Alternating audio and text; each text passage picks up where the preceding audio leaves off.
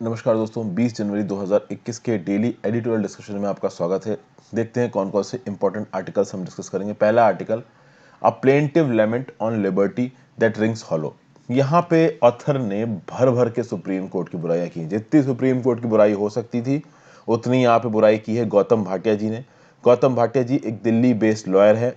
यहाँ पे जो कुछ भी मैं आपको बताऊंगा वो गौतम भाटिया जी के शब्द हैं, मेरे शब्द नहीं है। चूंकि भाई यहाँ पे जबरदस्त तरीके से सुप्रीम कोर्ट की बुराई की गई है और ये दिखाया गया है कि सुप्रीम कोर्ट आंख बंद करके प्रेजेंट रूलिंग सरकार का सपोर्ट कर रही है और कुछ भी न्यूट्रल तरीके से नहीं कर रही है। देखते हैं यहाँ पे क्या बोला है गौतम जी ने। उसके बाद जो नेक्स्ट आर्टिकल मैं डिस्कस करूंगा वो है India Nepal relations in a new transition. देखिए, इंडिया और नेपाल के रिश्ते पिछले कुछ महीनों में बहुत ज़्यादा खराब हुए हैं। कह लीजिए पिछले 1 से 1.5 साल में बहुत ज़्यादा खराब हुए हैं। खासकर केपी शर्मा ओली जी की जो सरकार रही है, जो कि प्रधानमंत्री थे नेपाल के, अब उन्होंने रिजाइन कर दिया है, नए इलेक्शंस की बात की है। वो भी एक अलग ही कॉन्स्टिट्यूशनल मुद्दा बन गया नेपाल में। सुप्रीम कोर्ट ऑफ नेपाल बैठ के इस बात पर बातचीत कर रही है कि क्या ओली साहब वहाँ की पार्लियामेंट को डिसॉल्व कर सकते थे। यहाँ पे इंडिया और नेपाल के रिश्तों के बारे में कुछ बात कही गई है। रिसेंटली अगर आप देखोगे तो नेपाल के minister of foreign affairs India में आए थे, जिनका नाम था प्रदीप कुमार ग्यावली। तो प्रदीप कुमार ग्यावली जब इंडिया में आए 6th meeting of the India Nepal joint commission के लिए, जो कि 15 जनवरी को हुई थी, और यहाँ पे एक्सटर्नल अफेयर्स मिनिस्टर जयशंकर साहब से भी मिले, डिफेंस मिनिस्टर साहब से भी मिले, तो इस मीटिंग में क्या बातचीत हुई और उस बातचीत के बेसिस पे आगे आने वाले समय में इंडिया नेपाल के रिश्ते कैसे होंगे उसके बारे में कुछ बात कही गई है। तो इस आर्टिकल को देखेंगे। नेक्स्ट, इन बैड फेथ। देखिए, यहाँ पे रिसेंटली नेशनल इन्वेस्टिगेशन एजेंसी ने एक डिसीजन लिया है कि कुछ लोगों को वो एक सेडिशन केस में बुलाएंगे इंक्वायरी के लिए या फिर इन्वेस्टिगेशन के लिए। देखिए, ऑनलाइन फार्मर्स एजिटेशन से बहुत सारे लोग जुड़े हुए हैं। जो पंजाब हरियाणा के जो फार्मर्स एजिटेशन कर रहे हैं सरकार के अगेंस्ट, फार्म लॉस के अगेंस्ट, उसके साथ बहुत सारे लोग जुड़े हुए हैं। कुछ लोगों को, जैसे कि पंजाबी एक्टर दीप सिद्धू को, फार्मर के लीडर हैं बलदेव सिंह सिरसा, इनको बुलाया गया। लगभग 40 केसेस को बुलाया गया है एक केस में एनआईए के सामने। यह केस 15 दिसंबर 2020 को रजिस्टर किया गया था। एक ऑर्गेनाइजेशन सिक्स फॉर जस्टिस को अगेंस्ट रजिस्टर किया गया था। जो सिख फॉर जस्टिस ऑर्गेनाइजेशन है ये यूएस बेस्ड ऑर्गेनाइजेशन है। इसको इंडिया में बैन करके रखा गया, एक टेररिस्ट ऑर्गेनाइजेशन बोला गया है। तो सिख फॉर जस्टिस के अगेंस्ट एक केस रजिस्टर है। ये Sikh for justice Khalistan issue के बारे में बात करता है। अभी सिख फॉर जस्टिस ऑर्गेनाइजेशन के अगेंस्ट इन्वेस्टिगेशन में कुछ लोगों को बुलाया गया, 40 लोगों को बुलाया गया, और इनमें से बहुत सारे लोग सर्विंग जो अभी ऑनगोइंग फॉर्म्स प्रोटेस्ट है उससे इन्वॉल्व है। तो ये पूरा इशू कैसे एक दूसरे के साथ कनेक्ट हो रहा है, यहाँ पे सरकार की जबरदस्त तरीके से बुराई करी गई है। ठीक है ना, तो मैं वही सब आपको बताऊंगा जो इस आर्टिकल में लिखा हुआ है। ठीक है भाई। फिर top of the heap, India Australia में जीत गई है। पूरा देश बड़ा खुशी मना रहा है। जिसके पास बहुत ज़्यादा समय है वो टेस्ट मैच बहुत इंटरेस्ट रखते हो वो देख सकते हैं। ठीक है ना, कुछ वैसे तो इंपॉर्टेंट है नहीं उसमें। इंडिया जीत गई ऑस्ट्रेलिया से, बस यही है। मेन रिकॉर्ड्स क्या क्या है कि उसने इतने इनिंग्स में इतने रन मार दिए, ये कहीं पूछा नहीं जाता। ये किसी वन लाइनर में भी नहीं पूछा जाता, बहुत कम ही चांस से पूछा जाए। Next, a stress test for American democracy. अब देखिए, इस आर्टिकल में वही सब चीज़ें बताई गई जो मैं पहले आपके साथ डिस्कस कर चुका हूँ। ओके, बट फिर भी एक बार इस आर्टिकल को एक कर्सरी लुक से एक कहानी के फॉर्म में मैं आपको एक्सप्लेन कर दूंगा। फिर नेक्स्ट है the threat of deep fakes. 29 अक्टूबर 2020 को मैंने डीप फेक्स समझाया था अपने हिंदू एडिटोरियल डिस्कशन को। तो सबसे पहले तो मैं आपसे ये बोलूंगा कि 29 अक्टूबर 2020 वाला एक बार हिंदू एडिटोरियल देख लीजिए। प्लस ये जो डीप फेक्स है ये कैसे प्रॉब्लम क्रिएट करता है इलेक्शंस में और आज की सोसाइटी में, इसके ऊपर मैंने सोचा है कि मैं एक अलग से भी वीडियो आपके लिए बताऊंगा। आर्टिफिशियल इंटेलिजेंस पे तो मैंने बहुत सी वीडियोस बनाई हैं, बट डीप फेक्स के ऊपर आपको एक अलग वीडियो में टॉपिक एक्सप्लेन करना जरूरी है। So a different video will come for it. और कुकिंग अप अ स्टॉर्म। देखिए, कमल हसन का जो ये जो पार्टी है आपकी, उसका एक इलेक्शन मैनिफेस्टो आया था। उस इलेक्शन मैनिफेस्टो के बारे में आपको बताया था कि जो अनपेड डोमेस्टिक वर्क होता है वुमेन का, उसके लिए उनको तनख्वाह मिलनी चाहिए। अगर आप बात करो तो आप बेसिकली ये वीडियो देखी जाके जो मेरे चैनल पे ऑलरेडी अपलोड हो चुकी है, is paying for domestic work the real solution for हाउसवाइफ्स। तो ये कुछ दिन पहले ही मैंने अपने चैनल पे ये वीडियो अपलोड किया, आप इस वीडियो को देख लीजिए जाके, तो बेसिक आइडिया आपको लग जाएगा कि क्या ग्लोबल नॉर्म्स रहे हैं और कौन से बेसिस पे यहाँ पे डिमांड हो रही है। और इसके कंटेक्स्ट में रिसेंटली एक मलयालम फिल्म रिलीज हुई है जिसका नाम है द ग्रेट इंडियन किचन। तो बस यहाँ पे इस आर्टिकल में द ग्रेट इंडियन किचन की चारों तरफ स्टोरी इवॉल्व हो रही है, जहाँ पे एक औरत का उसके घर में कैसे शोषण होता है, कैसे दिन भर उससे काम करवाया जाता है घर का, कैसे उसका काम सिर्फ बच्चों का ध्यान रखना है, पति का ध्यान रखना है, उसके पास बिल्कुल कुछ समय नहीं मिल पाता है। इसको यहाँ पे डिस्प्ले किया गया इस फिल्म में। तो बस इस आर्टिकल में यही बताया गया। ठीक है ना भाई।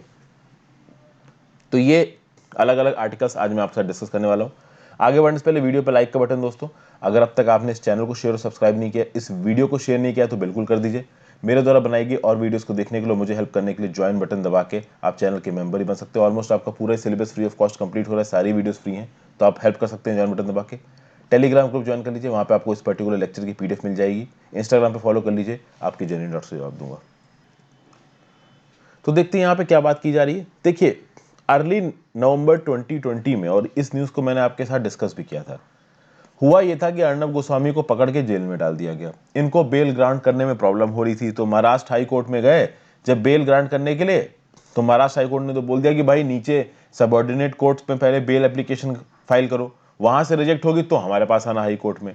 सुप्रीम कोर्ट ने क्या किया कि ओवरनाइट लिस्ट किया अर्नब गोस्वामी के केस को और उनको बेल ग्रांट कर दी। और जब सुप्रीम कोर्ट ने जजमेंट दिया, ठीक है ना, तो उसके सुप्रीम कोर्ट ने क्या बोला, human liberty and the role of courts. Top court ने ये बोला कि भाई ह्यूमन लिबर्टी तो एक प्रीशियस कॉन्स्टिट्यूशनल वैल्यू है। The thread of liberty runs through the fabric of the constitution. तो मतलब हमारे संविधान के फैब्रिक में ही लिबर्टी है, और कॉन्स्टिट्यूशनल कोर्ट्स को ये एंश्योर करना है कि criminal law does not become a weapon for selective harassment of citizens. तो क्रिमिनल लॉ के दम पे किसी का भी हैरेसमेंट नहीं होना चाहिए। उसके बाद the first line of defence against the deprivation of liberty of citizens, कौन, तो भाई आपकी ये बेल। तो बेल को यहां पे, बेल सिस्टम को यहां पे प्रोटेक्ट करने की कोशिश की सुप्रीम कोर्ट ने। फिर the remedy of bail is a solemn expression of humanness of the justice system. Deprivation of liberty even for a single day is one day too many. यानी यहां पे सुप्रीम कोर्ट क्या बोल रहा है कि अगर आप किसी पर्सन की लिबर्टी को एक दिन भी के लिए भी छीन रहे हो, तो वो एक दिन भी बहुत बड़ा होता है। अब यहां पे जब बेल एप्लीकेशन एक्सेप्ट की अर्नब गोस्वामी की, तो भाई चलिए अच्छी बात है। तो अगर नीचे की कोर्ट से अर्नब गोस्वामी की बेल एप्लीकेशन ग्रांट होने में प्रॉब्लम हो रही, तो ऊपर की कोर्ट ने बेल एप्लीकेशन ग्रांट कर दी। सवाल यहां पे ये उठता है, अगर ऐसा है तो हर वो इंसान जिसके अगेंस्ट अत्याचार हो रहा है उसको इस प्रकार का ट्रीटमेंट मिलना चाहिए।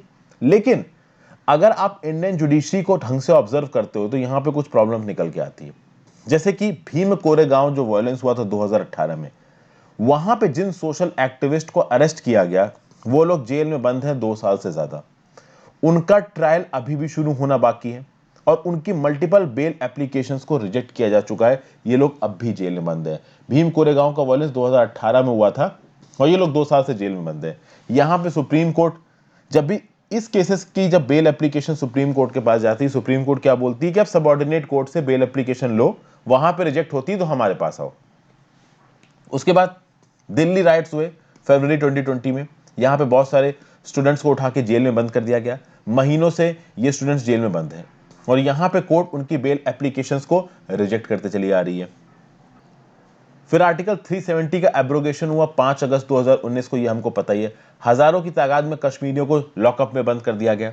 उनके छुड़ाने के लिए उन्हें हेबियस कॉर्पस एप्लीकेशंस फाइल हुई है कोर्ट में, पर कोर्ट सुन नहीं रहा है। कहीं ना कहीं कुछ एक्स्ट्रानियस वजहों से उनकी बेल एप्लीकेशंस पे कोई सुनवाई हो ही नहीं रही है। तो अब यहां पे थोड़ी प्रॉब्लम बताई जा रही है। एक और इवेंट देखते हैं। 27 नवंबर को, 27 ऑफ नवंबर को सुप्रीम कोर्ट ने, जो कि पर्सनल लिबर्टी को होल्ड करने की बात करता है, ठीक है, 2019 में 27 ऑफ नवंबर को daughter of a detailed politician, किसकी बात हो रही है यहाँ पे, तो महबूबा मुफ्ती जी, जो कि पहले जम्मू एंड कश्मीर की चीफ मिनिस्टर थी। 5 अगस्त 2019 को जम्मू एंड कश्मीर के स्पेशल स्टेटस को खत्म कर दिया गया। तो जो भी इंपॉर्टेंट लीडर्स थे जो कि इस पर्टिकुलर स्टेप के अगेंस्ट कुछ एजिटेशन कर सकते थे, जिनके अंदर पोटेंशियल था एजिटेशन करने का, उनको भी उठा के जेल में डाल दिया गया। तो महबूबा मुफ्ती जी को भी उठा के जेल में डाल दिया गया। अभी महबूबा मुफ्ती जी से मिलने उनकी डॉटर जाना चाहती थी, इल्तिजाज कुछ करके उनका नाम है, मुझे एग्जैक्ट नाम नहीं पता।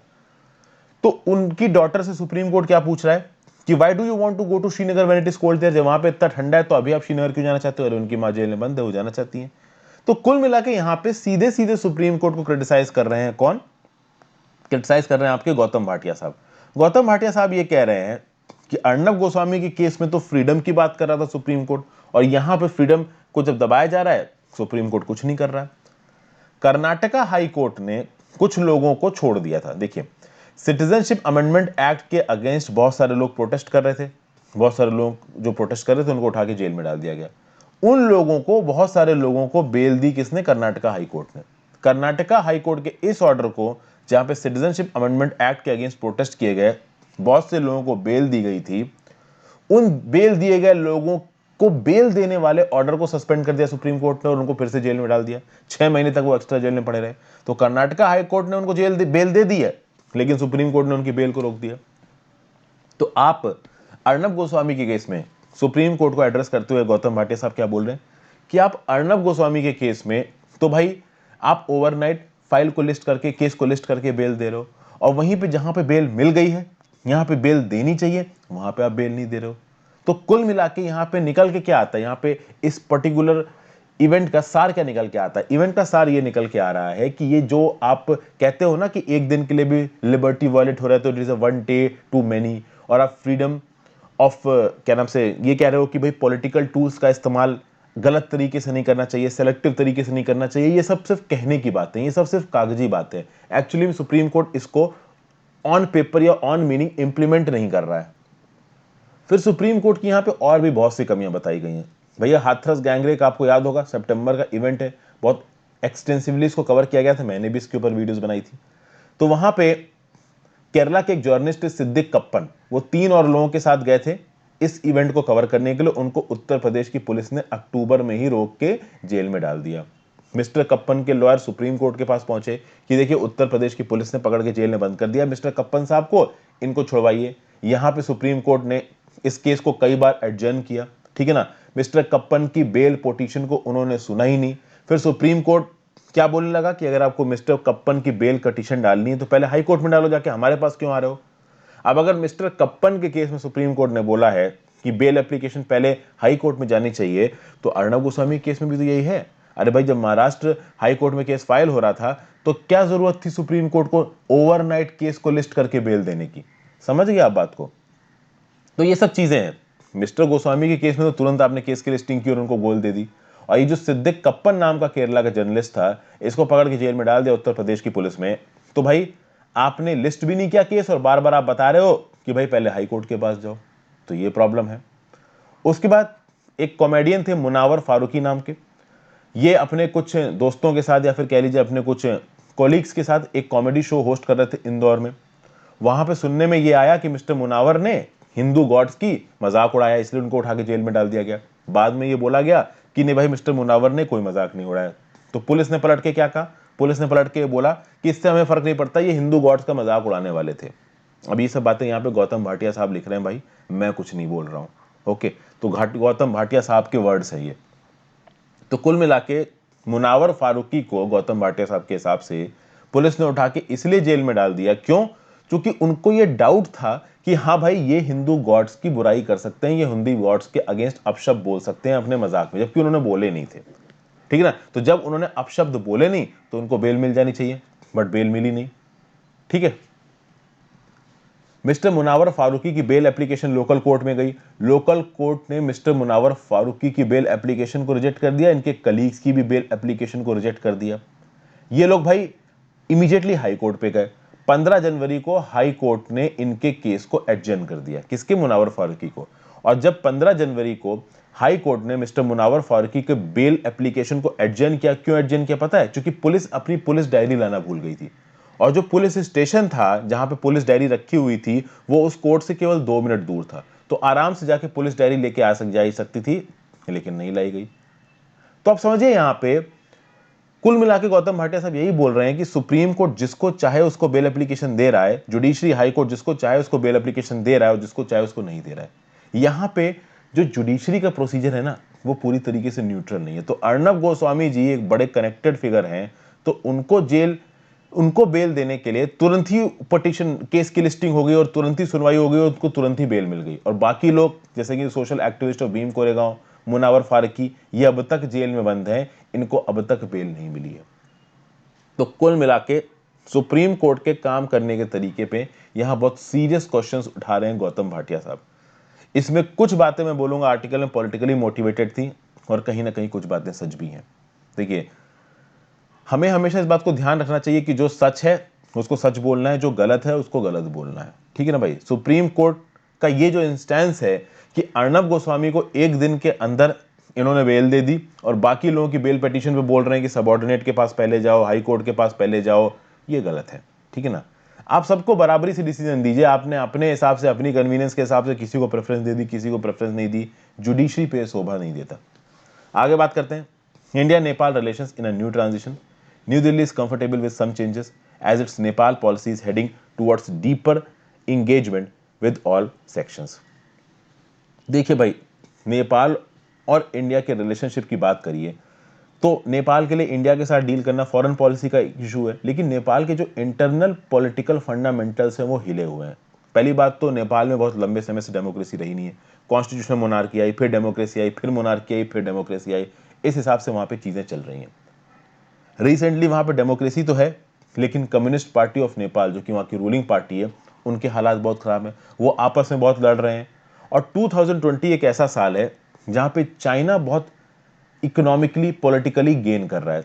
कहीं ना कहीं ऐसा बोला जा रहा है कि नेपाल में और साउथ एशिया में जहां पे इंडिया का एक कन्वेंशनल एज था, वहां पे चाइना काफी हद तक अंदर घुस चुका है। चाइना किस बेसिस पर अंदर घुस रहा है? तो चाइना अपनी इकोनॉमिक और इंफ्रास्ट्रक्चरल ड्राइव के बेसिस पे दुनिया भर की कंट्रीज को अपनी तरफ खींचने की कोशिश कर रहा है। Nepal is no exception. तो नेपाल को ये दिखाता है चाइना कि हम इकोनॉमिकली बहुत ताकतवर हैं, हम तुम्हारे यहाँ बहुत सारा इंफ्रास्ट्रक्चर डेवलप कर देंगे, हमारे साथ जुड़ने के चलते तुम्हारी इकोनॉमी बहुत ग्रो करेगी, तो तुम हमारे साथ जुड़ जाओ। कहीं ना कहीं कंट्रीज थोड़ा सा इस चीज से इंटाइस हो जाती हैं। पैसा जब किसी को दिखता है तो भाई हर आदमी पैसे की तरफ भागता है। तो कम्युनिस्ट पार्टी ऑफ नेपाल और जो नेपाल की सरकार थी वो भी भागने लगी। लेकिन कहीं ना कहीं कम्युनिस्ट पार्टी ऑफ जो नेपाल है ना, वो खुद ही बहुत ज्यादा डिवाइडेड है। वो खुद एक यूनाइटेड फ्रंट की तरह सामने नहीं आ रहे हैं। और ये देखने को मिला लेट दिसंबर 2020 में, जब नेपाल के प्रधानमंत्री केपी शर्मा ओली ने हाउस ऑफ रिप्रेजेंटेटिव्स को डिसॉल्व कर दिया। अब एक democratically elected parliamentary system of government में आप सीधे सीधे हाउस ऑफ रिप्रेजेंटेटिव्स को डिसॉल्व नहीं कर सकते। अगर एक सरकार गिरी है तो उसी चुने हुए हाउस ऑफ रिप्रेजेंटेटिव्स में कोई दूसरा आदमी सरकार बनाने को तैयार है। और पुष्प कमर दहल जो कि प्रचंड थे, वो तैयार थे अपनी सरकार बनाने को। वो सोचे थे मैं भी प्राइम मिनिस्टर बन जाऊंगा। लेकिन ओली साहब ने क्या बोला? मैं प्राइम मिनिस्टर नहीं तो कोई प्राइम मिनिस्टर नहीं। और ओली साहब ने हाउस ऑफ रिप्रेजेंटेटिव को ही डिसॉल्व कर दिया कि भाई दोबारा इलेक्शन करवाओ और जो नया हाउस ऑफ रिप्रेजेंटेटिव चुन के आएगा वो अपनी सरकार बनवाएगा। अभी जब केपी शर्मा ओली साहब ने हाउस ऑफ रिप्रेजेंटेटिव्स को डिसॉल्व किया, इसको बहुत सारे एक्सपर्ट्स ने अनकॉन्स्टिट्यूशनल बोला है। सुप्रीम कोर्ट में इसके खिलाफ रेड पिटीशंस फाइल हो गई। प्रॉब्लम यह है कि जैसे ही केपी शर्मा ओली साहब ने हाउस ऑफ रिप्रेजेंटेटिव्स को डिसॉल्व किया है, जो वहां की प्रेसिडेंट है विद्या देवी भंडारी जी ने, उन्होंने इस डिसॉल्व करने वाले प्रोसेस को अप्रूवल दे दिया। जबकि विद्या देवी भंडारी जी हाउस ऑफ रिप्रेजेंटेटिव्स को डिसॉल्व करने से मना कर सकती थी और एक नई सरकार चुन सकती थी, बट ऐसा नहीं हुआ। अभी के लिए क्या हो रहा है कि नेपाल की सुप्रीम कोर्ट में और नेपाल के जो बड़े बड़े कॉन्स्टिट्यूशनल एक्सपर्ट्स हैं वो आपस में बैठ के बातचीत कर रहे हैं कि चलो भाई देखते हैं कि ये जो ओली ने हाउस ऑफ रिप्रेजेंटेटिव्स को डिवॉल्व किया ये सही है या गलत है। अभी इस सारे पॉलिटिकल केओस के बीच में 15 जनवरी 2021 को ministry of foreign affairs of Nepal Pradeep Kumar Gyawali ji आते हैं न्यू दिल्ली में। अब आप लोग बोलोगे कि भाई सरकार तो डिसॉल्व कर दी केपी शर्मा ओली ने, तो उनके मिनिस्टर इंडिया कैसे विजिट कर रहे हैं? मैं आपको एक बात बता दूं, जब तक नई सरकार चुन के नहीं आ जाती ना, तब तक पुराने मिनिस्टर्स काम करते रहते हैं। ये इंडिया में भी है और ये नेपाल में भी है। तो ये प्रदीप कुमार ग्यावली जब न्यू दिल्ली में आए 6th meeting of India Nepal joint commission के लिए 15 जनवरी 2021 को, तो यहां पे अब क्या क्या बातें हुई, ठीक है ना भाई। इंडिया और नेपाल का सामने बैठ के बातचीत करना बहुत जरूरी था। इंडिया और नेपाल के बीच में बहुत लंबे समय से बहुत सारे बायलैटरल इनिशिएटिव्स चल रहे हैं और इन इनिशिएटिव्स को, तो इस मीटिंग में क्या क्या बात की गई कि भाई इंडिया ने बोला कि ठीक है, early provision for vaccine to Nepal. चूंकि इंडिया में वैक्सीन का अप्रूवल उस समय पता था कि होने वाला है, अब तो हो भी चुका है। आपको पता है कोविशील्ड और कोवैक्सीन नाम की वैक्सीन दी जा रही है लोगों को। तो ये बोला गया इंडिया की तरफ से कि जब इंडिया में वैक्सीन बन जाएगी हम लोग प्रायोरिटी बेसिस पे नेपाल को वैक्सीन देंगे, क्योंकि वहां पे भी कोरोना के केसेस हैं। उसके बाद डेवलपमेंट पार्टनरशिप फ्रंट पे क्या बोला गया? एक्सपेंशन होगा Motihari Amlekhganj petroleum products pipeline का चितवन तक, और एक नई पाइपलाइन स्टैब्लिश की जाएगी ऑन द ईस्टर्न साइड, जो कि सिलीगुड़ी इन इंडिया को कनेक्ट करेगी झापा इन नेपाल से। इन सब चीजों पे डिस्कशन हुआ। फिर भाई upgraded first passenger railway line between India and Nepal from Jaynagar to Kurtha via Janakpur, इसके बारे में बातचीत हुई। The elusive operating procedures for commencement of train services have been discussed. तो भाई ऑपरेटिंग प्रोसीजर क्या होंगे ट्रेन सर्विसेज को आगे बढ़ाने के। फिर cross border rail connectivity projects के बारे में बातचीत की। एक possibly Raxaul Kathmandu broad gauge railway line को शुरू करने की बातचीत हुई। तो कुल मिला के आप देख सकते हो कि इन बातचीतों से आपको पता चल रहा होगा कि बहुत सारे इश्यूज पे यहां बातचीत करी गई है और ओवरऑल जो पोटेंशियल है इंडिया और नेपाल के फर्दर इकोनॉमिक इंगेजमेंट का, इनको मैं इकोनॉमिक इंगेजमेंट ही बोलूंगा, वो काफी अच्छा खासा है। ठीक है भाई। फिर यहाँ पे ज्वाइंट कमीशन ने इस बात पे फोकस किया कि भाई क्रॉस बॉर्डर मूवमेंट होना चाहिए लोगों का भी और गुड्स का भी, जिससे सब रीजनल कॉपरेशन होगा। ठीक है, और क्रॉस बॉर्डर मूवमेंट को फैसिलिटेट करने के लिए अभी भी और स्टेप्स लिए जा सकते हैं। इसके लिए रिसेंटली कुछ इंटीग्रेटेड चेक पोस्ट इनॉग्रेट किए गए हैं बिरगुंज में, बिरतनगर में। इस बिरगुंज और बिरतनगर वाले इंटीग्रेटेड चेक पोस्ट के थ्रू जो लोगों की मूवमेंट है इंडिया टू नेपाल और नेपाल टू इंडिया, ये और तेज हो सकती है। तो movement of people and movement of trade between both the countries, ये और तेजी से हो सकता है। फिर एक और थर्ड इंटीग्रेटेड चेक पोस्ट बनाई गई है नेपालगंज में, मतलब नेपालगंज पे एक और तीसरी integrated check post, ICP check post का काम ऑलरेडी कमेंस हो चुका है। और एक नई इंटीग्रेटेड चेक पोस्ट भैरवाहा पे भी जल्दी बनाई जाएगी। नेपाल इंडिया के सी पोर्ट्स पे बहुत हद तक डिपेंड करता है ट्रेडिंग के लिए। गुड्स को ट्रांसपोर्ट किया जाता है रोड्स के द्वारा। ओके, और ये जो इंटीग्रेटेड चेक पोस्ट हैं ये आराम से ट्रेड और ट्रांजिट को आसान कर देते हैं। देखिए, नेपाल की अगर आप बात करिए तो नेपाल इंडिया और चाइना के बीच में सैंडविच है। नेपाल एक लैंडलॉक कंट्री है, सी का एक्सेस इनके पास है नहीं। तो भैया इनको अगर बाहर की दुनिया को ट्रेड करना है तो कहीं ना कहीं किसी के सी पोर्ट की जरूरत है, या तो इंडिया के सी पोर्ट की जरूरत है या चाइना के सी पोर्ट की जरूरत है। इनके लिए ट्रेडिशनली इंडिया वाला जो सी पोर्ट है वो बहुत ज्यादा कन्वीनियंट रहा है due to geological reason and due to distance purposes. The relative distance Nepal goods have to travel to reach the sea, वो इंडिया से कम पड़ता है, और इंडिया की तरफ से जो लैंड बॉर्डर है वो भी आसान पड़ता है। चाइना की तरफ जो पहाड़ हैं वो काफी ऊंचे हैं, और चाइना का जो सी पोर्ट है वो डिस्टेंस में बहुत दूर हो जाएगा नेपाल के लिए। तो इसीलिए अगर समुद्री ट्रेड में इन्वॉल्व होना है नेपाल को, दूसरी दुनिया में अपने सामान को भेजना है, तो इंडिया के ऊपर जो डिपेंडेंस है नेपाल की वो थोड़ी ज्यादा है। तो उसके आगे बात की जाए, कुछ और चीजों पर बातचीत हुई है, जैसे कि जॉइंट हाइड्रो पावर प्रोजेक्ट्स। यहाँ पे एक प्रपोज्ड पंचेश्वर मल्टीपर्पज प्रोजेक्ट के ऊपर बात की गई है।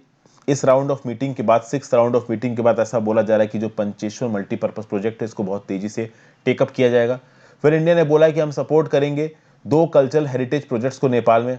एक है पशुपतिनाथ रिवर फ्रंट डेवलपमेंट और एक है बंदर खाल गार्डन रिस्टोरेशन इन पटन दरबार। ये दोनों बहुत इंपॉर्टेंट है।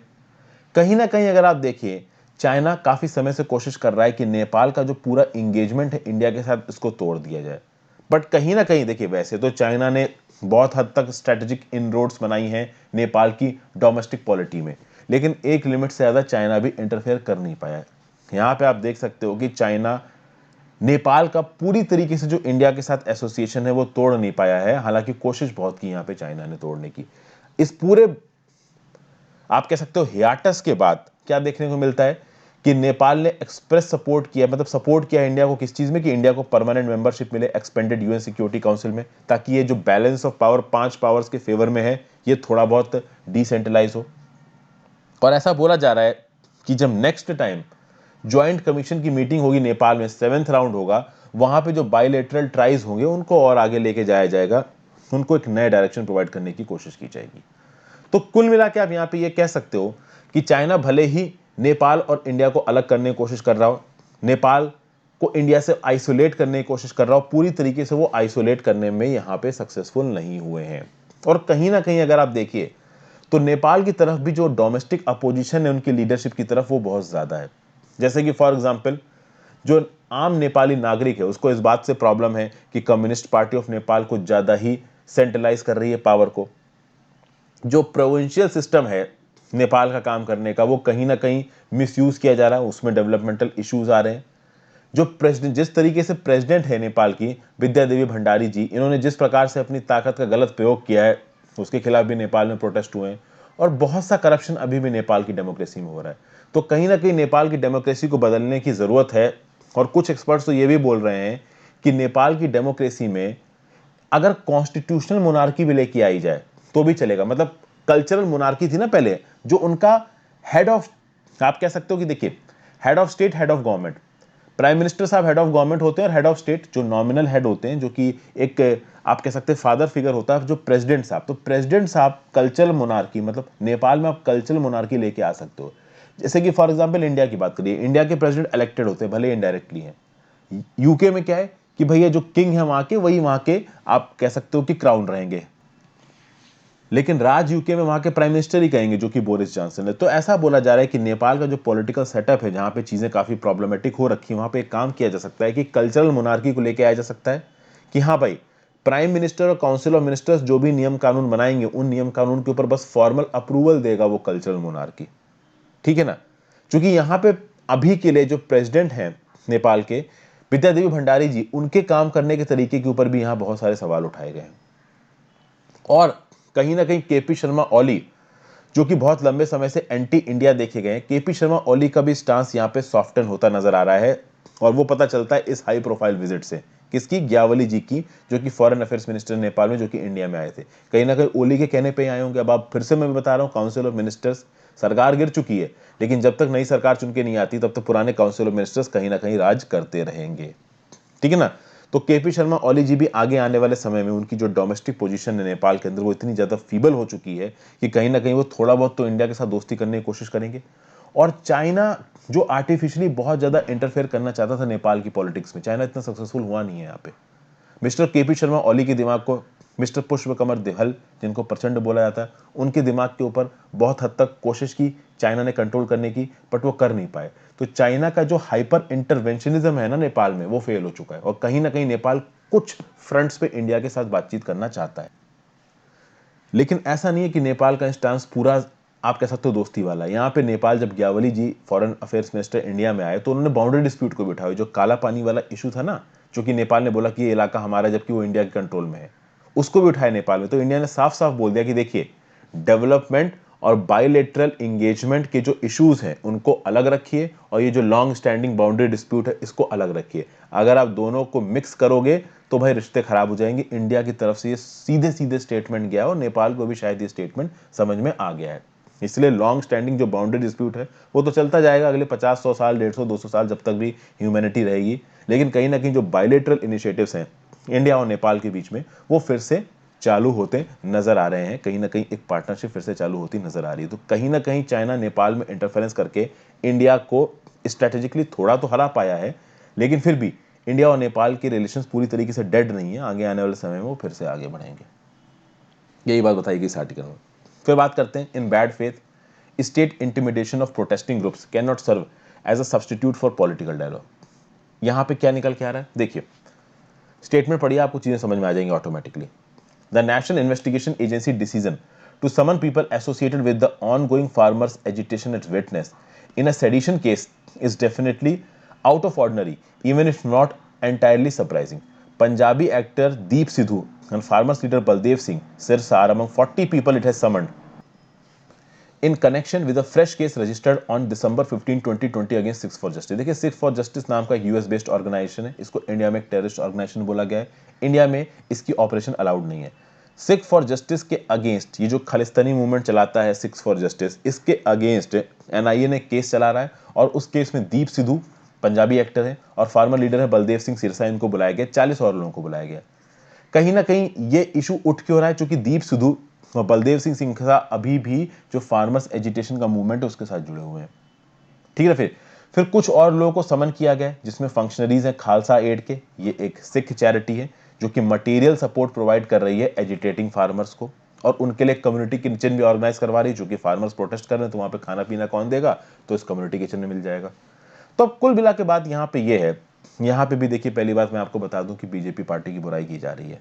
और ये जो आर्टिकल में लिखा है, मैं वही बता रहा हूं, ये काफी सेंसिटिव चीजें हैं, तो इसमें इस तरीके से बोलना सही नहीं है। जो आर्टिकल में लिखा है, मैं बस आपको उतना ही बता रहा हूं। आर्टिकल में ये लिखा है कि जो बीजेपी सरकार है, ये क्या कोशिश कर रही है? ये कोशिश कर रही है कि जो फार्म एजिटेशन है उसको खालिस्तानी सेपरेटिज्म के साथ जोड़ा जाए। और इसके ऊपर पहले भी बहुत सारे यूट्यूबर्स बड़े बड़े, उन्होंने अपनी रिपोर्ट्स बना रखी हैं। ठीक है ना भाई? तो इस फार्म एजिटेशन को खालिस्तानी सेपरेटिज्म के साथ जोड़ के एंटी नेशनल दिखाने की कोशिश है प्रेजेंट बीजेपी सरकार की, ऐसे बोला जा रहा है। इसलिए फार्म लीडर्स जो कि इन फार्म एजिटेशन के साथ जुड़े हुए हैं, उनको कहीं ना कहीं खालिस्तानी ऑर्गेनाइजेशंस के साथ जोड़ के ये दिखाने की कोशिश की जा रही है कि ये सब एंटी नेशनल है। ठीक है ना भाई? तो यहां पे सरकार कर क्या रही है? सरकार ये कर रही है कि एक तरफ इन्वेस्टिगेशन एजेंसी की मदद लेके इन लोगों को सप्रेस करने की कोशिश कर रही है, और दूसरी तरफ ये दिखाने की कोशिश कर रही है कि हाँ भाई, हम फार्मर्स की बात भी सुन रहे हैं, हम फार्मर्स के साथ निगोशिएशन करने की कोशिश भी कर रहे हैं। आगे बात करते हैं। देखिए क्या लिखा हुआ है, law officers of the government told the Supreme Court last week that anti-national forces that had infiltrated the protest were misleading the farmers.